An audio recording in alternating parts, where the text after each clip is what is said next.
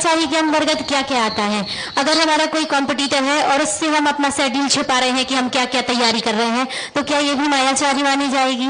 यहाँ पर मायाचारी भी है, ज्ञानावर्णी कर्म का तीव्र आश्रय भी है। जब हमें आता है, और स्त्री पर्याय में जरा विशेष होता है, हमने कक्षाओं में देखा है कि यदि उनसे पूछा कि तुम्हारी ये पढ़ाई हो गई, नहीं अभी तो चालू ही नहीं की, आप भले ही कह लो, लेकिन उससे ज्ञानावर्णी कर्म का आश्रय भी होता है। और मायाचारी मन में कुछ और है, वचनों में कुछ और है, और काय से कुछ और कह रहे हो।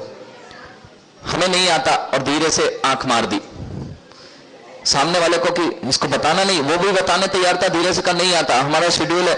इससे ना तो तुम्हारे शेड्यूल बताने से, ना तुम्हारी तैयारी बताने से दूसरे की तैयारी होती है। ये नियम से मायाचारी है। और ऐसे परिणामों से युक्त होता हुआ जीव नियम से, यदि आयु बंध का काल आता है तो त्रियंच आयु का बंधक होता है।